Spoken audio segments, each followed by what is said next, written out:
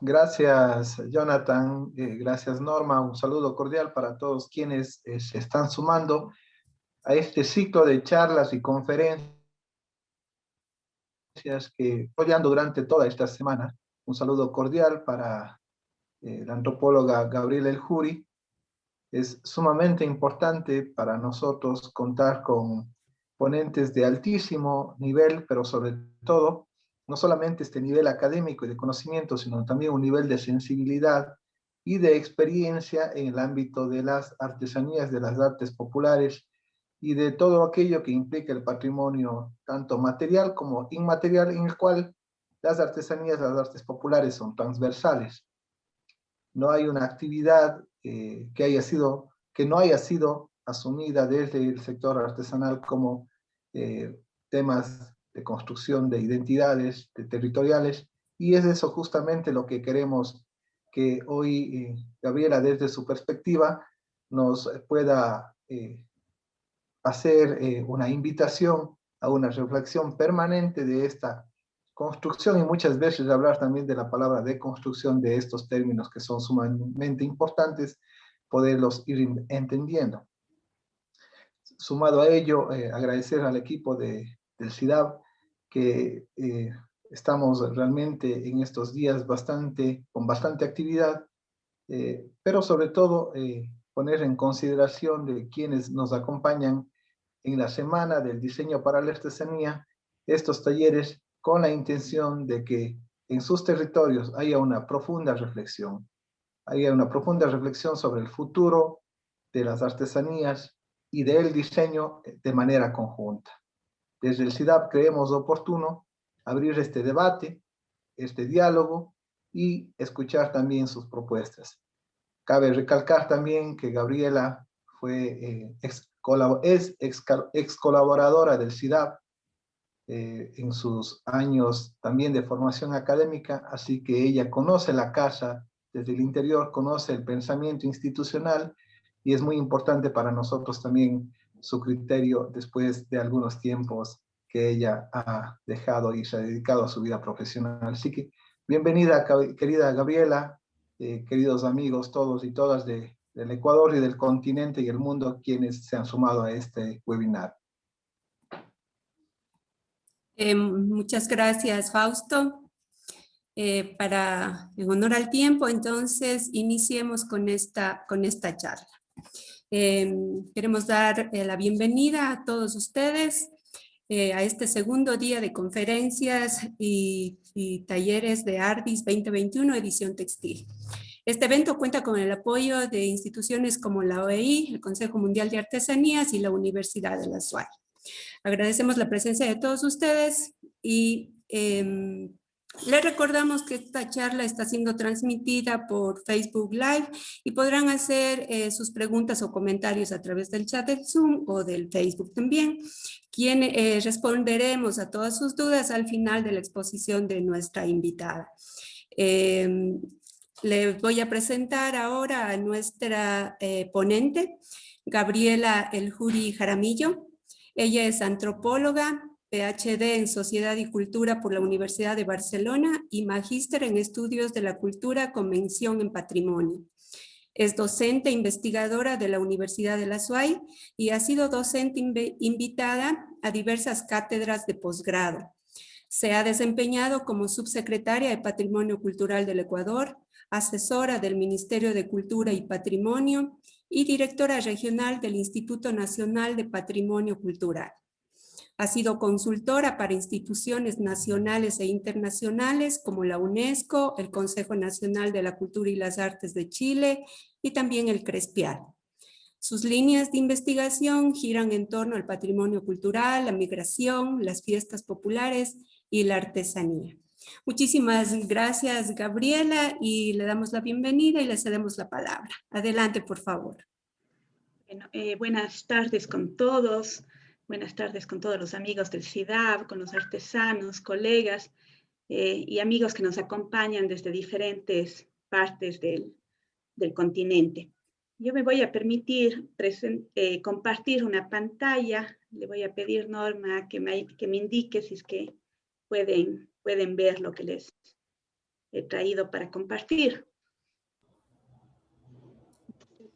Ahí está bien, sí la vemos, Gaby. Bueno, yo quisiera antes que nada empezar agradeciendo la invitación del Centro Interamericano de Artesanías y Artes Populares, agradecerle a su director, a Fausto Ordóñez, a Jonathan, un buen amigo, a Norma y a todos los amigos ya de muchísimos años del CIDAB. A la par, felicitarles por este espacio que ustedes han generado y que sostienen en el CIDAB. Como decía Fausto, para mí siempre es volver a casa, volver al CIDAB. Siempre he dicho que fue mi primera escuela. Allí pasé muchos años muy lindos, pero también de muchísimo aprendizaje. Los tiempos que vivimos son complejos y nada sencillos. Los artesanos se encuentran en situación de vulnerabilidad histórica, hoy agravada por la pandemia. Y junto con gestores culturales, con artistas, son víctimas una y otra vez de las medidas de bioseguridad que a discrecionalidad afectan a los sectores más desfavorecidos de la población. Precisamente por ello, pero no solo por ello, yo considero que es necesario y urgente seguir hablando de las artesanías y de sus artífices. Debo confesar que desde que me invitaron del CIDAB hace algunos meses para participar en este evento, el tema de esta presentación ha ido mutando de alguna manera. Pues yo había planteado inicialmente hablar de puentes posibles entre tradición e innovación. Sin embargo, reconozco que como antropóloga, poco tendré que aportar a lo que ya se está exponiendo en estos espacios por parte de los expertos en diseño. En este contexto, si bien en el marco del tema artesanía y diseño hablaré algunos puentes posibles sobre tradición, sobre la relación tradición e innovación, también abordaré lo que considero serían más bien relaciones necesarias, y en este caso concreto entre artesanos y diseñadores. Como antecedente, yo quisiera contarles que hace bastantes años, en el 96, empecé a trabajar en el CIDAB, emprendiendo un camino que ha sido sumamente rico en experiencia y en aprendizaje. En esos días yo trabajaba en el CIDAB bastante joven como guía del museo, y el director del CIDAB, Claudio Malo, en esa primera semana de trabajar en la institución, me entregó un montón de textos para que los leyera. Ese fue el inicio de un desfile de libros, de charlas, de enseñanzas sobre artesanía, sobre cultura popular, pero también mis primeros pasos en la antropología.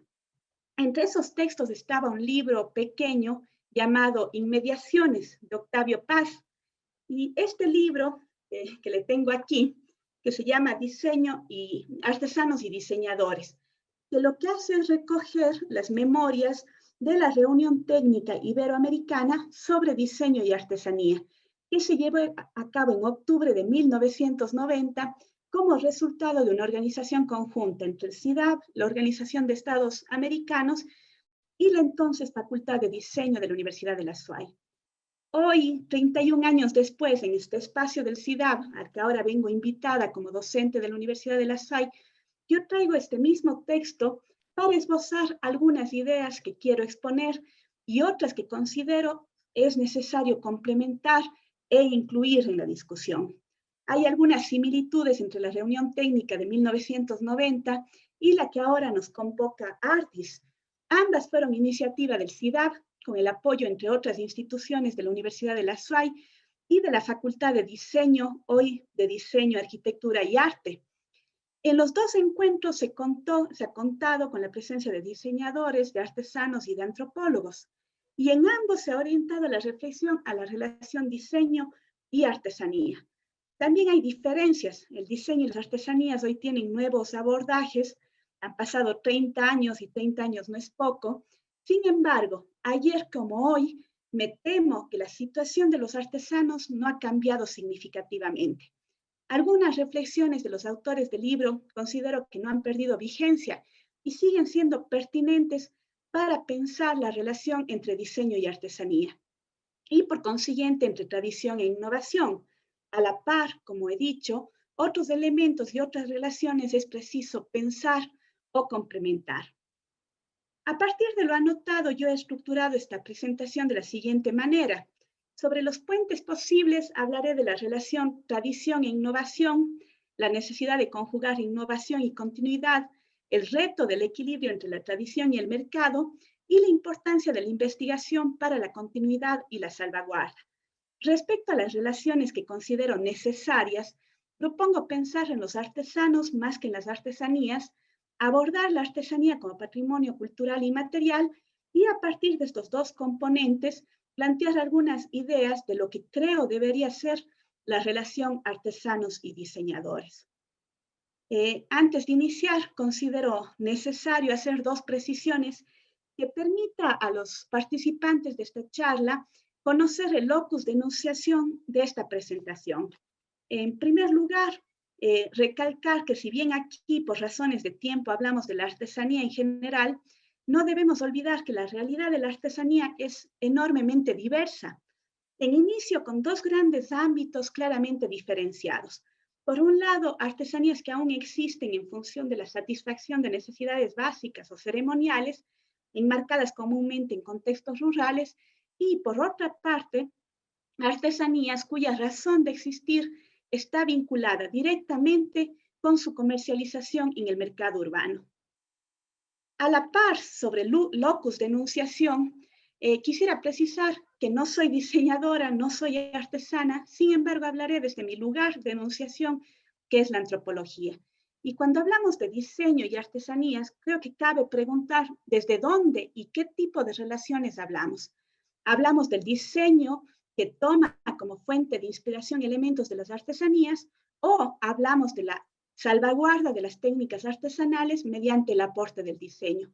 Ambas son líneas válidas, sin embargo, persiguen objetos diferentes. En la primera podríamos hablar del diseñador, del diseñar con técnicas y o motivos tradicionales, y en la segunda, de diseño para la artesanía. La segunda demanda un trabajo conjunto, colaborativo y horizontal, mientras que la primera suele direccionarse al diseño de autor y tiene como su riesgo mayor la fina línea de la apropiación cultural. Aquí podríamos incluso aventurarnos a una especie de juego de palabras. El diseño con artesanía suele ser para el diseñador, mientras que el diseño para la artesanía es necesariamente con el artesano. En esta presentación y desde mi locus de enunciación, procuraré enfocar la mirada al rol del diseño en la artesanía, para la artesanía. En primer lugar, me referiré a la relación tradición e innovación, puente posible que ya se viene abordando desde hace varias décadas. Si vemos las memorias de la Reunión Técnica Iberoamericana sobre Diseño y Artesanía de 1990, vemos que en ese entonces ya se enfatizó en el cambio y el dinamismo inherente a la cultura. Por tanto, la relación no excluyente o contradictoria entre tradición e innovación. Así, Claudio Malo señalaba que la cultura es cambiante y que si bien en la cultura popular predomina la tendencia al mantenimiento y a la conservación de la tradición, no significa que el cambio no esté presente, pues el peso de la tradición no implica inmovilidad ni ausencia de cambio. En líneas similares, Álvaro Chávez decía que en toda cultura la antropología reconoce dos fuerzas opuestas y complementarias a la vez, que son las que la mantienen viva y la identifican. Las fuerzas centrípetas, que tienden al mantenimiento de las tradiciones, y como contrapartida, las fuerzas centrífugas, que buscan el cambio, la pluralidad y la búsqueda de innovaciones. A criterio de Chávez, esas fuerzas centrífugas serían la experiencia del dinamismo cultural, al tiempo que, tal como lo considera la antropología, esta presión de fuerzas aparentemente opuestas no es en realidad una disyuntiva tajante. En este contexto me permito recordar que los artesanos, tanto por influencia externa como por motivaciones endógenas, constantemente están innovando, ya sea en temas formales, estéticos, funcionales o de materias primas. Ejemplos en Ecuador sobra. Podemos citar el caso en Cuenca del taller de alfarería Encalada, en donde modificaron la técnica hacia la cerámica negra, logrando varias cosas: erradicar el plomo de la vajilla pero también alcanzar piezas aptas para el consumo en las modernas hornillas y hornos de gas o el microondas. Podemos señalar el caso de los artesanos en Tagua, que transitaron de la elaboración de botones y juguetes en miniatura a artículos diversos que vemos hoy, o los indígenas salasacas que llevaron los diseños de las fajas o tapices y ahora lo trasladaron, ya desde hace varias décadas, los diseños de las fajas a los tapices, que hoy los consideramos tradicionales, o el traslado de las pinturas de los bombos, de los tambores, a los cuadros de la comunidad de Tigua. En el libro del CIDAD de 1990 se enfatiza también en la necesidad de mirar la relación diseño y artesanía desde la contemporaneidad. Así, Diego Jaramillo señalaba en ese entonces que no se propone la reproducción de significados del pasado, sino su recreación desde las necesidades funcionales y posibilidades tecnológicas contemporáneas. Dora Giordano afirmaba que la intención reivindicadora de nuestro modelo cultural no puede quedar en una valoración gozosa del patrimonio heredado. Señalaba que el presente demanda más vitalidad y el diseño no puede reducirse a la réplica con connotaciones de autenticidad. Indicaba que se requiere que pasado y presente se conjuguen en una dialéctica propia. Decía Giordano que requerimos una inflexión en la cultura para ser asumida en el presente. A la par, María Teresa Marroquín de Colombia manifestaba que la artesanía no ha sido algo estático, que tiende a desaparecer, sino que por el contrario es y quiere ser una expresión viva del quehacer humano, en el que las personas se realizan y son fieles al mismo tiempo a la herencia legítima y a su legítima contemporaneidad. Afirmaba que ese equilibrio entre herencia y contemporaneidad era justo y no imposible de conseguir. En este punto, debo señalar que cuando se habla de tradición e innovación, de diseño y artesanía, un tema que siempre sale a flote es el de la identidad. Sin embargo, una manera viable de comprender a la tradición y a la innovación, no como antagónicas, es recordar que las identidades dejaron ya de ser leídas en singular y como entes lineales y homogéneos. Hoy las identidades son comprendidas en plural, como estrategias discursivas, como recursos internos de cohesión social, pero también como estrategias de diferencia, de exclusión y de negociación. Hoy las identidades son abordadas como múltiples y cambiantes y estudiadas desde la diversidad, desde los intersticios. La identidad, entendida así, es un proceso en constante movimiento. En tal sentido, más que pensar en la pérdida de identidad, lo cual no existe, habría que analizar de qué manera las identidades son reivindicadas, reinventadas y relocalizadas constantemente en el mundo artesanal y más aún en su relación con el diseño. Otro aspecto al que se hizo mención en la reunión técnica de 1990 fue la importancia de transformar e innovar con continuidad. Claudio Malo señalaba que la preservación de rasgos identitarios no significa la reproducción exacta de los objetos, sino que el diseñador debería ser capaz de introducir los cambios necesarios que acoplen las piezas a las apetencias del mercado, a la vez que hacía una precisión que yo creo que es importante. Él decía que el culturalismo a ultranza se rasga las vestiduras ante cualquier innovación, por mínima que sea, pero que el comerciante a ultranza cree que todo cambio se justifica si es que facilita la venta. Malo consideraba incorrectas las dos posturas, pues afirmaba que el diseñador debe procurar una actividad equilibrada y para ello, en ciertos casos, sería favorable trabajar conjuntamente con antropólogos.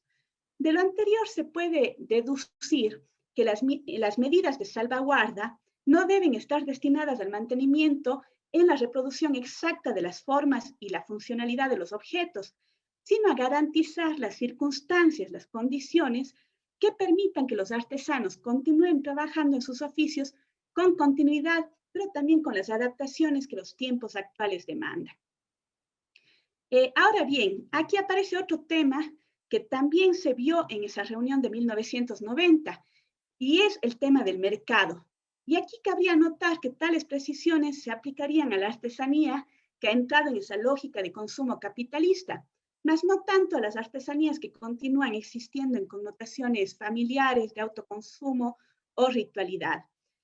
Así, en esa época se señalaba ya que la demanda de artesanías en el mercado urbano e incluso las mismas situaciones de cambio continuo en los sectores rurales exige que los artesanos adecúen su trabajo a los requerimientos de la sociedad contemporánea.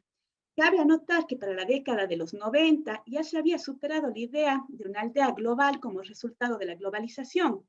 Para ese entonces ya las ciencias sociales estudiaban las relaciones de globalización que tenían lugar en el mundo, pero también como paradoja de la globalización o a consecuencia de ella, se intensificaba un interés por lo particular y por lo local.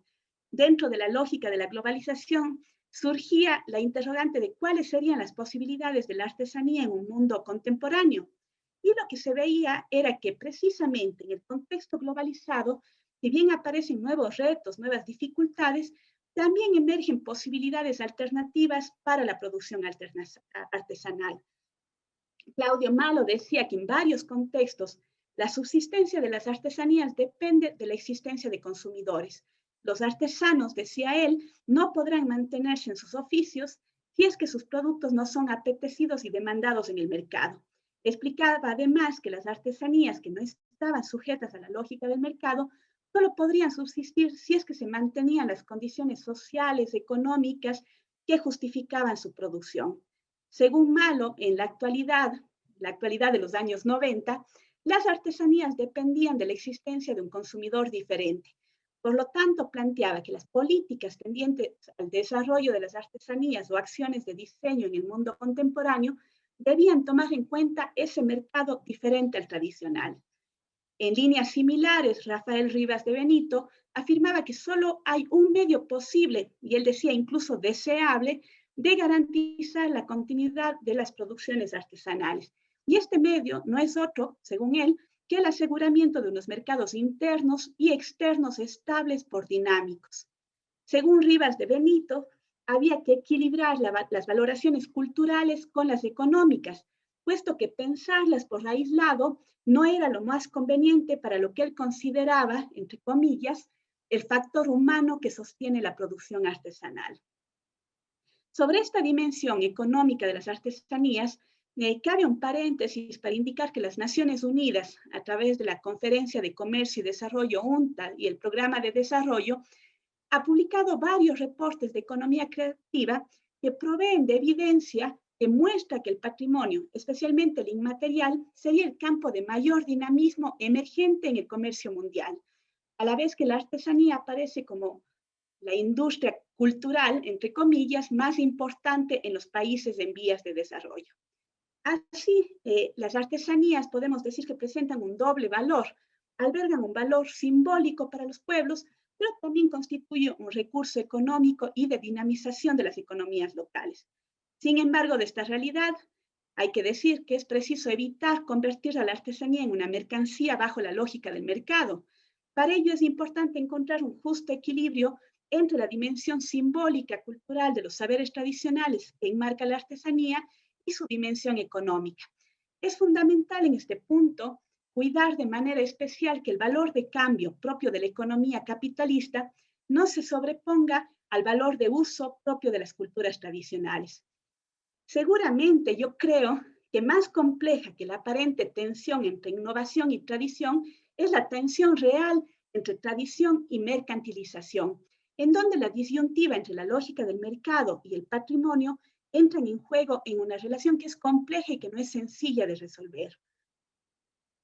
Otro asunto fundamental abordado también en 1990 tiene que ver con la importancia otorgada a la investigación. La investigación sigue siendo uno de los puntos claves para pensar la relación tradición e innovación y artesanía y diseño. En ese entonces, Dora Giordano manifestaba la necesidad de una investigación exhaustiva del patrimonio cultural para el diseño. Diego Jaramillo expresaba que la artesanía, además de fuente de significados como forma productiva, nos ofrece también un enorme campo tecnológico a ser investigado en la perspectiva de su desarrollo e incorporación para la producción del diseño.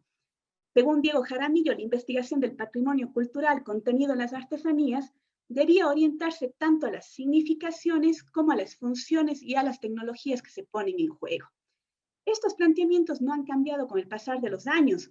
Si bien hoy existen nuevas aproximaciones a la noción de patrimonio cultural, numerosas experiencias en el mundo nos muestran que el patrimonio conservado e investigado puede posibilitar el desarrollo de nuevas tecnologías, alternativas para la producción, generación de conocimiento e innovación, pero también estoy segura que es la investigación sobre el patrimonio inmaterial, de la cual forman parte las artesanías, el sustento que guiará acciones responsables en la tarea proyectual del diseñador.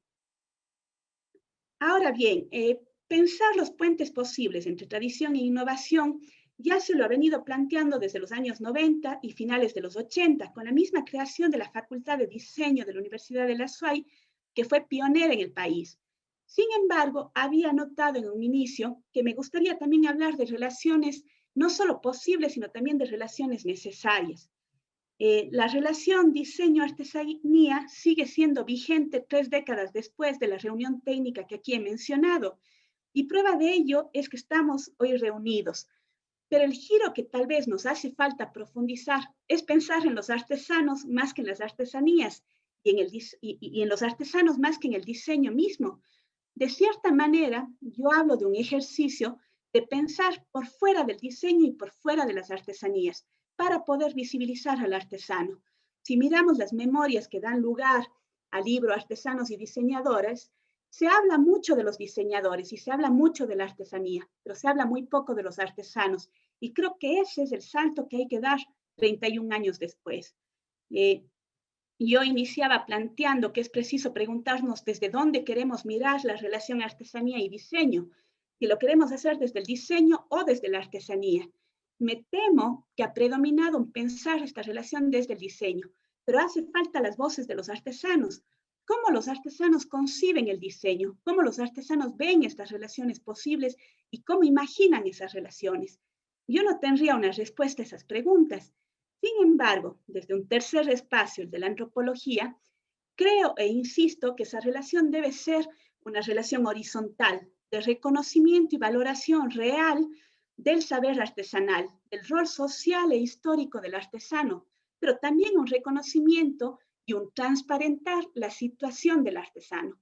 Mirar hoy al mundo artesanal requiere un ejercicio de relectura y de reescritura, de deconstrucción, como decía Fausto, que supere las visiones románticas, folclorizantes y acríticas del pasado, que negaban a los portadores de los saberes, en este caso los artesanos, su condición de sujetos sociales y políticos.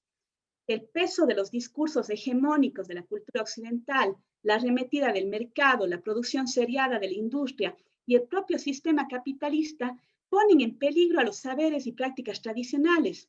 Los portadores de los saberes, pese a su capacidad creativa y de adaptación, por lo general forman parte de los sectores más vulnerables de la sociedad. Y ello me lleva a esbozar la idea de que los discursos sobre la diversidad, sobre la identidad, aunque son importantes, hoy son insuficientes.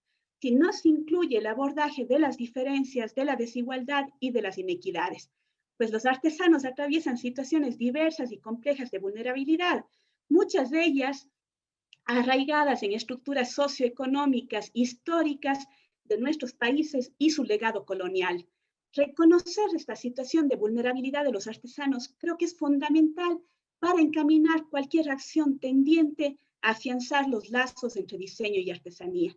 No podemos seguir pensando en la artesanía como un abstracto o en la artesanía como el objeto, mucho menos desde miradas que romantizan el pasado y la identidad, que ensalzan la identidad y los valores simbólicos, pero ocultan e invisibilizan el conflicto y las problemáticas sociales del sector artesanal. Pensar en el artesano más que en los objetos requiere revisar los discursos y las narrativas construidas en torno a la artesanía, de construir los discursos hegemónicos que usan lo artesanal a conveniencia, muchas veces como estrategias de propaganda, como adorno, como guarnición de fotos, de eventos, de discursos, pero que en el fondo retocan la ausencia de políticas públicas. La problemática del sector artesanal es compleja y es además de múltiples escalas. No podemos seguir haciendo eco de discursos hegemónicos que llaman a los artesanos a la resiliencia, desplazando el rol de los estados. Yo me asusto cuando escucho hablar a los gobiernos, a las instituciones de artesanía y resiliencia, porque la historia del sector artesanal no ha sido una historia de resiliencia, ha sido una historia de resistencia. Pensar en los artesanos más que en la artesanía también nos lleva a una siguiente consideración. En décadas anteriores era constante aludir a lo útil y lo bello conjugado en las artesanías. Lo útil y lo bello plasmado en la artesanía poéticamente fue expresado por Octavio Paz y fue recurrente en la narrativa de los años 80 y 90, incluso antes, pues si revisamos los documentos fundacionales del CIDAB y los planteamientos del doctor Daniel Rubín de la Borbolla, un personaje fundamental para la artesanía mexicana y latinoamericana, se anota que lo útil y lo bello no son universos diferentes en el mundo artesanal. A esa ecuación de lo útil y lo bello, yo creo que hoy es preciso sumar que el objeto artesanal es portador de sentido, contenedor de intangibles. No podemos reducir lo artesanal a lo estético y a lo funcional. Es preciso sumar el valor social de la artesanía y comprenderla como hecho social total, puesto que involucra múltiples dimensiones. Implica pensar más allá de la materialidad. En este sentido, pensar desde la noción de patrimonio inmaterial creo que es importante, puesto que nos obliga a pensar ya no en los objetos, sino en los procesos y, por tanto, también en los sujetos. El objeto artesanal es un objeto tangible, cargado de relaciones, de relatos, de narrativas, de tramas intangibles de significación. La artesanía, en tanto patrimonio inmaterial, solo puede ser entendida como el tejido, como la trama y la urdimbre detrás del objeto. En ese sentido, retomo la metáfora del textil que convoca a esta edición de Ardis, recordando la importancia de abordar lo artesanal desde la complejidad, entendiendo la complejidad como tejido, complexus, como dice Morín, como aquello que está tejido en conjunto, es decir, la necesidad de mirar el valor de lo inmaterial, la trama de los tejidos sociales. En este sentido, me atrevería a señalar que técnica, materiales, expresión, forma y función no son los únicos elementos a tomar en cuenta cuando trabajamos la relación diseño-artesanía. Pensar solo desde esas combinaciones propias del diseño nos hace quedarnos en el plano del significante, pero lo que es preciso es pensar también en el significado, en los sentidos que están detrás de una pieza artesanal.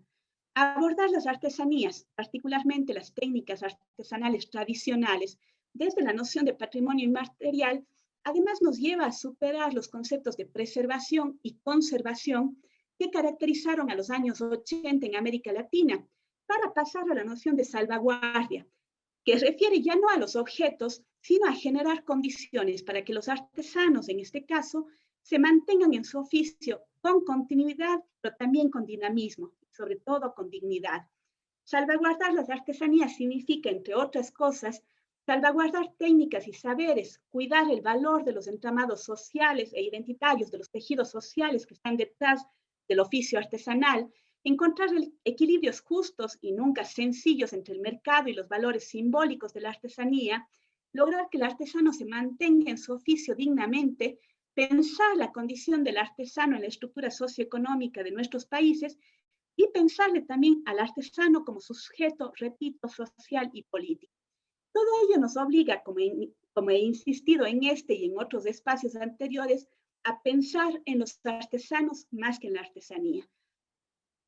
Ahora, mirar al artesano más que a la artesanía y a la artesanía como hecho social total y como patrimonio inmaterial nos lleva como consecuencia a pensar o a repensar no solo los puentes posibles entre diseño y artesanía, sino también y sobre todo a repensar las relaciones entre artesanos y diseñadores. En este sentido, cabe anotar que pese a las excepciones que indudablemente hay, existe de manera generalizada una relación asimétrica entre diseñadores y artesanos. Se ha priorizado la creación intelectual sobre la creación manual y el saber académico sobre el saber tradicional. En la década de los 90, el planteamiento ético estaba presente, pero especialmente orientado al problema del diseño desde el contexto, es decir, a la tarea del diseño como una práctica comprometida con el contexto social en el que se inserta su quehacer, y a la par desde un diseño comprometido con la continuidad cultural, como se puede leer en las memorias de la reunión técnica de 1990. En ese entonces, Diego Jaramillo decía que el diseño, operador de formas en último término, no es entonces un ejercicio neutro orientado a la resolución de problemas funcionales, sino una práctica comprometida con el contexto social al que sirve. Hoy yo creería que a esos elementos se suman nuevos tópicos y preocupaciones que en ese momento no se dimensionaron o no se discutieron con la fuerza que se lo hace hoy. Tal es el caso de la apropiación cultural, la redistribución y el reconocimiento al saber del artesano y su capacidad creativa. Hoy se debate sobre los casos de despojo y usurpación de conocimientos y símbolos, lo escuchábamos en una de las charlas de ayer, que en los contextos, sobre todo indígenas, se suman al histórico despojo material y territorial. El tema de la usurpación y la apropiación cultural ha tenido importante visibilidad, especialmente en el ámbito del diseño textil y de modas. El escritor y periodista colombiano Alfredo Molano, en uno de sus escritos para El Espectador hace ya algunos años, anotaba respecto a la apropiación de las mochilas de los indígenas Wayuu de Colombia por parte de diseñadores prestigiosos de la escena internacional, que estos actos no serían más que una avanzada de la cultura consumista. Y además catalogaba este proceso como textualmente un robo cultural simple y llano, como tantos otros, cierro comillas. Muchos de los trabajos realizados desde el diseño lamentablemente no reconocen la labor de los artesanos. El diseñador goza del nombre del autor y muchas veces incluso hay el celo de mostrar quién es el artesano productor de las piezas, con lo cual el artesano pasa a ser una especie de mano de obra, muchas veces barata además, del producto del diseñador. No barata por su valor, sino por el precio pagado al artesano, ¿no? El anonimato del artesano se suma a la interrogante siempre presente sobre la distribución de las ganancias. Cabe preguntarnos qué tan común es observar a los artesanos en las pasarelas. Hay un reflejo y un reconocimiento de ese trabajo conjunto. Aparecen sus nombres en las etiquetas, aparecen sus nombres en los artículos científicos. Se reconoce al artesano o es visto como un proveedor de servicio. Las asimetrías se expresan además en la sobrevaloración de ciertos saberes en detrimento de otros.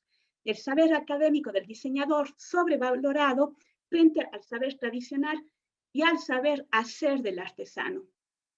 Conversábamos hace poquitos días con Fausto Ordóñez, director del CIDAD, a causa de un ambicioso proyecto que lleva adelante el CIDAD con la Universidad de la SUAY, sobre el hecho de que la academia ha excluido a los artesanos y al saber artesanal de la categorización profesional importante en el mundo occidental. Ahora mismo, en estos días, revisaba algunos textos, algunos artículos académicos y leía de manera reiterada la escritura incorrecta de diseño como disciplina con mayúscula, mientras en artesanía se respetaba la regla gramatical de escritura con minúscula. ¿Es solo un tema formal? Se preguntarán ustedes. Sí y no. Son datos sutiles que nos muestran una distinción constante, consciente o inconsciente entre estos dos ámbitos del saber que han coexistido en relaciones asimétricas. Con lo dicho, tal vez la mayor tarea en el campo ético y en esta semana del diseño y la artesanía es pensar cómo volver horizontal la relación artesanos y diseñadores.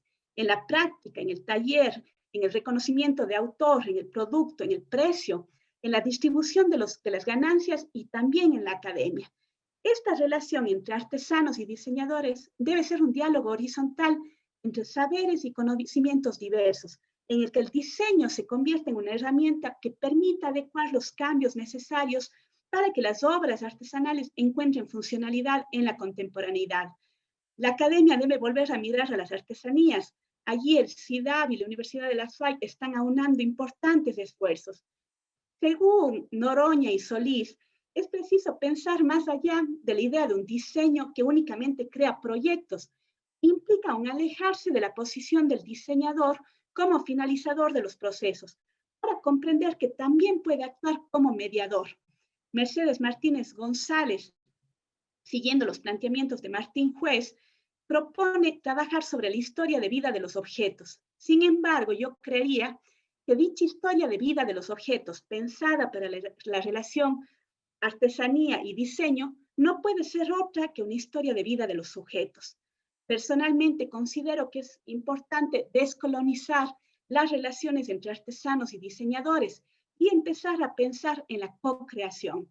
El trabajo colaborativo y horizontal entre artesanos y diseñadores sería un aprender haciendo, un aprender en el acto creativo, no en la tarea proyectual destinada a la obra por encargo en el taller artesanal.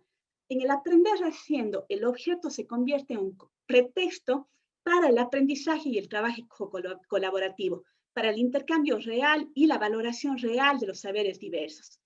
En síntesis, la relación artesanos-diseñadores creería que requiere pensar en el artesano más que en la artesanía, pensar en el oficio artesanal como hecho social total y como patrimonio inmaterial, y a la vez la relación posible y necesaria entre artesanos y diseñadores requiere del diálogo horizontal de saberes, requiere abandonar relaciones verticales en las que el nombre del autor y muchas veces también el ego del saber académico se sobrepongan al saber del artesano. El diseñador necesita una formación integral que le permita conocer los entramados sociales en los que la producción y el consumo de las artesanías tiene lugar. Ese conocimiento le dará lo que yo llamo el sentido común para innovar con continuidad. La relación posible y necesaria creería que es un proceso dialógico en el que el artesano aprende del diseñador y el diseñador del artesano. La relación artesanos-diseñadores requiere prestar atención a los procesos más que a los objetos, en otra palabra, pensar más desde los sujetos. Muchas gracias por la atención de todos y quedo atenta a sus preguntas o a sus comentarios. Muchas gracias, Gaby. Realmente una exposición muy buena, elocuente, real, realmente. No sé si hay unas preguntas o comentarios en el chat. Glendy, si nos puedes ayudar, por favor. Sí, Norita. Mariana Burucua hace un comentario y también una pregunta. Dice, justamente hace unos días hablaba con una persona la diferencia que existe entre artesanía y manualidades. Hoy en día se le denomina a casi todo lo que sea hecho a mano o que tenga solo un poco de acción manual, y la mayoría se ha hecha por equipos tecnológicos, como son los plotters de corte. Con quien hablaba hace tarjetería y elementos en papel y cartulina. Ellos se dicen artesanos y sus productos de artesanías. Claramente en ese caso no es de artesanía. ¿Qué opinión le merece este tema? Bueno, es un tema complejo porque el propio término de artesanía, que hoy se ha revalorizado y que tiene un sentido, en sus orígenes surgió con una connotación peyorativa, ¿no? En la clasificación del arte occidental y de la historia supuestamente universal, que en realidad era la historia del arte occidental, el arte de otros pueblos no tenía cabida. Y entonces se hablaba de estas artes diferentes como artesanías, también como cultura popular, como artes menores, etc. Entonces, estos conceptos tienen una carga colonial, una carga de colonialidad detrás, ¿no? Entonces, es difícil, cuando hablamos de la cultura, en sus expresiones materiales y simbólicas, siempre es difícil establecer líneas claras, dónde comienza lo uno y dónde comienza lo otro. Indudablemente en las artesanías hay un trabajo manual, pero yo no creo que todo trabajo manual es artesanía. Es difícil decirlo conceptualmente, pero yo creo, eso lo conversamos también el otro día con Fausto, que el oficio del artesano es un devenir. Es decir, no es tanto el objeto, es lo que involucra ser artesano y lo que involucra el hacer vida de artesano. Entonces hay un tema del oficio, hay el tema de unas connotaciones de tradición, de transmisión de saberes que está detrás. Por eso yo creo que tiene sentido la idea de patrimonio cultural inmaterial. No necesariamente todas las artesanías atraviesan por la categoría de patrimonio, que es un acto selectivo también. Pero una manualidad por sí misma, creo que todos en algún momento hemos hecho trabajos manuales. Yo lo he hecho y no me catalogo como artesana. Creo que la cualidad de ser artesano es un devenir en el tiempo, en el oficio, en la vida de artesano. No lo sabría decir con precisión, porque creo que no hay conceptos que nos permitan decir aquí termina o empieza una u otra cosa. También hay manifestaciones que en unos lugares pueden ser consideradas como manuales y en otros lugares como artesanales. Hay cosas que en un lugar pueden ser concebidas como arte y en otros como artesanías. Hay pueblos en el mundo que ni siquiera tienen la palabra para clasificar al arte, sino lo que nosotros entenderíamos como el arte está más bien incrustado en la vida cotidiana. Pero yo sí creo que esa distinción es algo que no se puede escribir en texto o conceptualizar, sino que viene de la experiencia de trabajar con artesanías y que viene del devenirse artesano, en el oficio, en la práctica, en las formas de vida, en el quehacer de la artesanía. Gracias, Gaby. Leemos también algunos comentarios que tenemos en Facebook. Ceci Ortega dice, siempre se vive enfrentando el tema de la difusión o la barrera propia cultural que no permite valorar lo propio. La tendencia de apreciación es a maravillarnos por el producto o artesanía extranjera a tal punto que lo producido localmente tiene una mirada apática en cierta manera. Felipe Traves también nos dice un comentario que qué oportunas las reflexiones sobre el reconocimiento de los artesanos en los procesos de diseño. Eres grande, Gaby. Andrés Jerez tiene también una pregunta. Dice, gracias por la reflexión. ¿Dónde se colocan las personas antes que el producto? Al artesano antes que la artesanía. Lo más valioso es el talento, el conocimiento de cada artesano, su técnica. Por ende, el patrimonio inmaterial, lo cual es una riqueza invaluable para cada uno de los pueblos del mundo. Aide Quiroz nos dice, mi duda es cómo aterrizar este análisis tan claro como lo ha señalado la expositora, con los ausentes en nuestros diálogos, es decir, los actores sociales, artesanos y artesanas.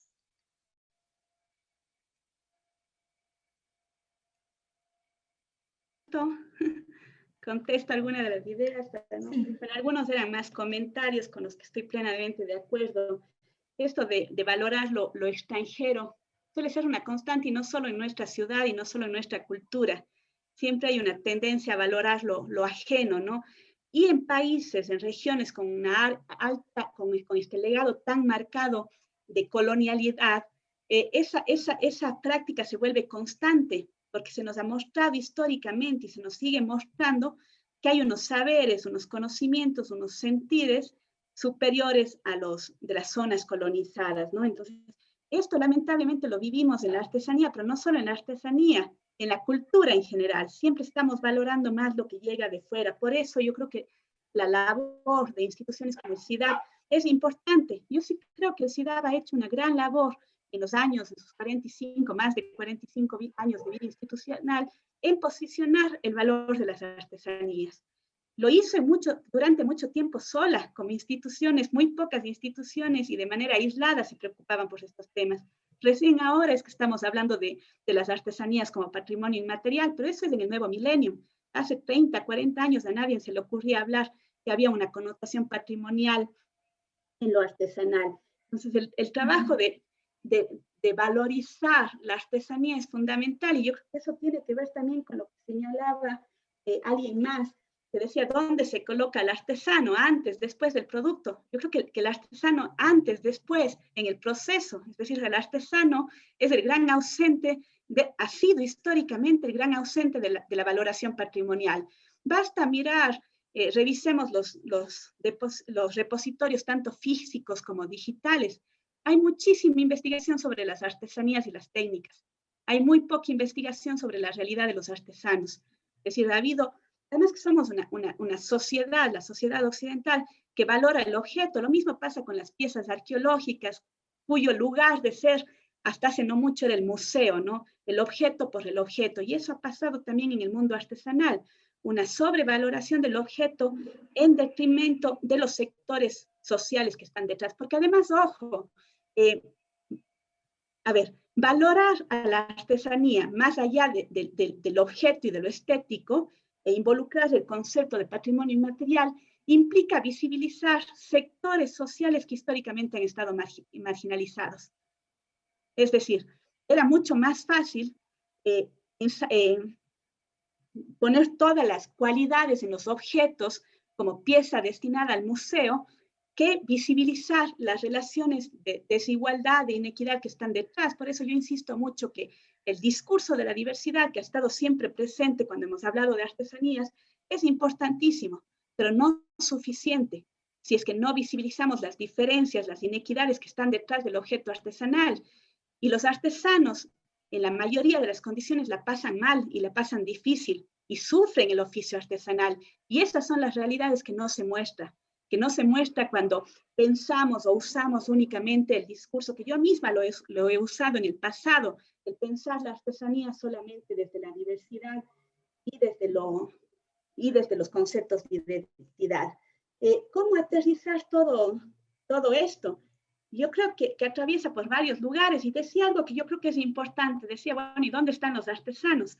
Yo no sé quiénes están participando aquí. Sí veo algunas personas que son artesanos, seguramente están muchos diseñadores, pero yo creo que hay cambios significativos, es decir, falta mucho por hacer, pero para mí no es un tema menor y no es un tema insignificante que hoy la cabeza del CIDAV sea un artesano.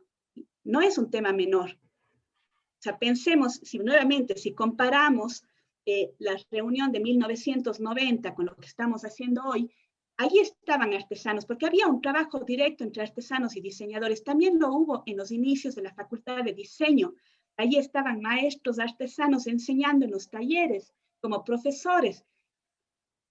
Pero hoy existe una mayor visibilidad de los artesanos que en el pasado. ¿Falta mucho que hacer? Sí, falta mucho que hacer. Es decir, en estas discusiones deben estar los artesanos, y yo creo que ya es bastante importante el tener a un artesano y gestor cultural, porque ahí hay un doble mérito liderando un espacio como el que nos convoca y nos junta hoy. Muchas gracias, Gaby. Realmente es espectacular tu charla con relación a este reconocimiento que debemos tener al artesano, no solo ahora, sino un tema que ya se ha venido tratando desde hace muchos años atrás. Fausto quiere intervenir, le escuchamos, por favor, Fausto. Muchas gracias, Norma. Yo creo que todas estas reflexiones que hoy en día estamos escuchando en estos días, pero no solamente en estos días, como bien lo decía Gabriela, desde el año 90, en esta relación horizontal que debe existir entre el diseñador, entre el artesano, son importantes. Una de las primeras cosas que hay que visibilizar es, y es algo que nosotros lo tenemos ya como prioridad, como una, digamos, como una norma institucional, es detrás del objeto están los seres humanos. No habrá y no existirá una renovación del patrimonio si no atendemos a los y las generadoras de este patrimonio, que muchas veces nos enorgullecen, que muchas veces han sido fruto de extensas investigaciones, monografías, maestrías, cátedras. Sin embargo, aún seguimos viendo que el artesano no tiene la atención debida. ¿En función de qué? En función del propio discurso que genera. Es decir, hay un desequilibrio completo en el discurso que genera el artesano ante las decisiones de atender esas necesidades. El mercado es completamente riguroso. El sector artesanal se ha visto sometido muchas veces a abandonar el proceso identitario tradicional y costumbrista por mercantilizar su producto, porque el artesano tiene que vivir. Los artesanos tenemos que, así, al igual que los médicos, que los ingenieros, que otros profesionales, tenemos que llevar el sustento de vida a nuestros hogares. Y muchas veces el discurso patrimonial no nos da esa forma de vida digna. Y es por eso que muchas veces también hay un discurso que no es sostenible, que no es entendible desde el sector artesanal. ¿Cómo seguir sosteniendo el patrimonio desde la autodefinición como artesano y como gestor y portador del patrimonio? Hace algunos años nosotros habíamos propuesto un ensayo que fue llamó mucho a la sensibilidad. Si bien es cierto, se habla del patrimonio inmaterial, como bien dice Gabriela, no hablamos de los artesanos. Hicimos un ejercicio, creo que hace 4 años, en identificarnos y autoproclamarnos como soy artesano, soy patrimonio, pero esto no tenía ninguna connotación académica ni técnica, tenía un contexto de reivindicación, de reclamación a aquel discurso que se estaba promoviendo desde el ámbito eminentemente cultural. Es decir, no nos están visibilizando a aquellas personas que somos los custodios, portadores y transmisores de ese patrimonio.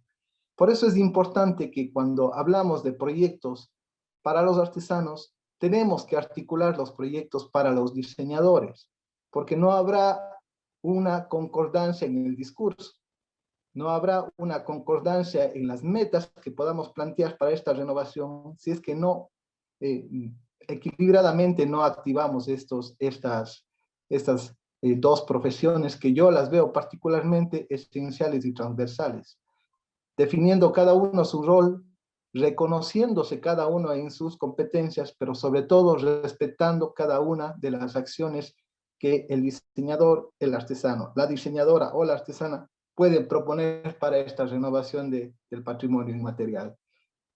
Con este pequeño comentario yo quería también decir, sí, es importante hasta dónde ha llegado el sector artesanal. Yo seré un pequeño ejemplo de lo que hoy está sucediendo. Sin embargo, grandes compañeros y compañeras, líderes artesanas, han ocupado cargos altísimos en donde finalmente podemos, desde la sensibilidad de nuestras necesidades, proponer estas acciones que al fin del día pueden estar siendo una especie de salvavidas. Sin embargo, requerimos y pedimos siempre la asistencia de todas las otras instituciones, desde la academia, de instituciones privadas, públicas, que tienen plena competencia para mirar lo que bien ha dicho Gaby, al ser humano. Si no atendemos al ser humano, todos los discursos no serán sostenibles, y mientras nosotros no encontremos la renovación generacional. Yo hasta el día de ayer nomás conversaba en el interior de mi familia y decía, no hemos de descansar hasta que haya un nuevo artesano. Esa es nuestra meta. Esa es nuestra meta. El día en que haya un nuevo artesano, una persona, un joven que decida ser artesano, esta meta se habrá cumplido. Mientras tanto, tenemos mucho trabajo que hacer. Gracias, Norma. Gracias, Fausto.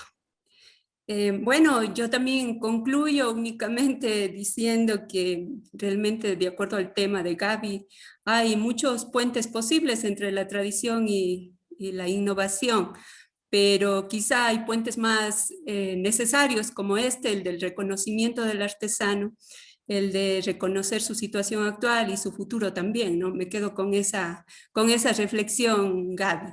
No sé si usted tiene algún comentario. Hay muchos comentarios de personas que han asistido a nuestra charla, nacionales, internacionales, y que opinan igual lo mismo que usted, mi Gaby. Cuéntenos si tiene alguna reflexión para dar por concluida esta linda conferencia.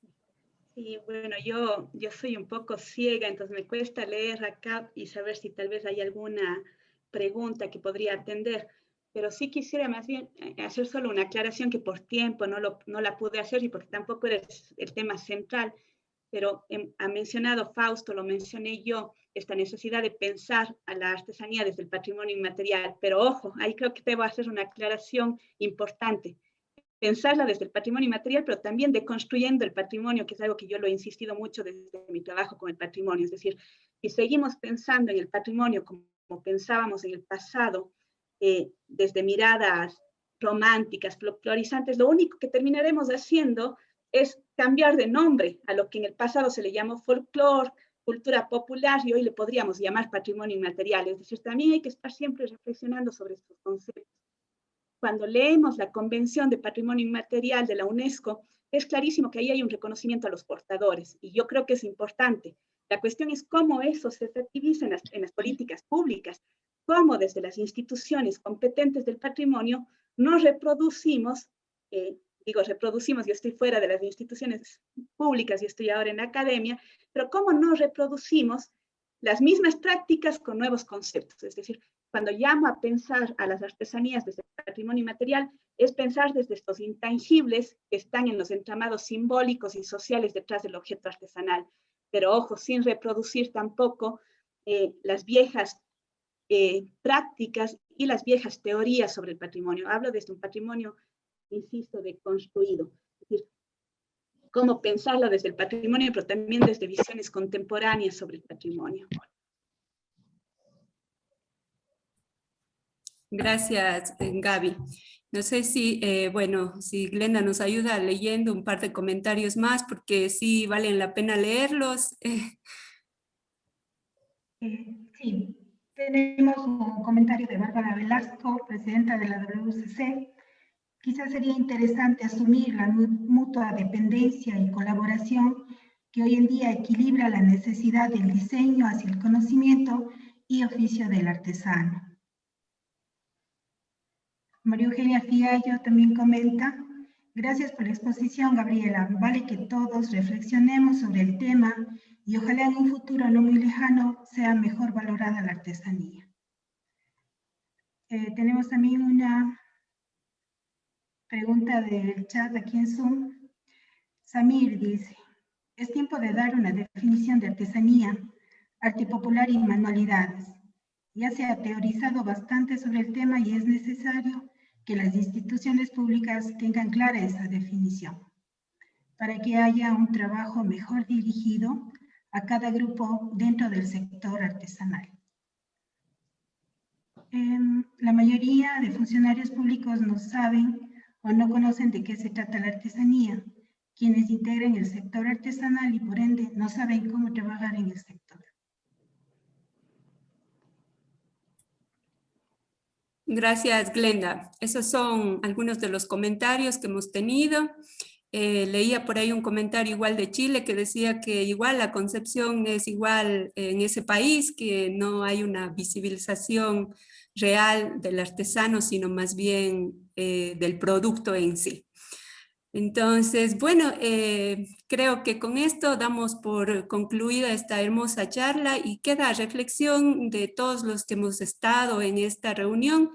Y a futuro también las personas que van a ver este video, pues lo subiremos, ya está en Facebook, entonces pueden reflexionar con respecto a estas teorías que nos ha dado Gaby en estas reflexiones que vamos a tener con todas las personas que han participado. Muchísimas gracias, Gaby. Queremos recordarles que... Gracias a ustedes.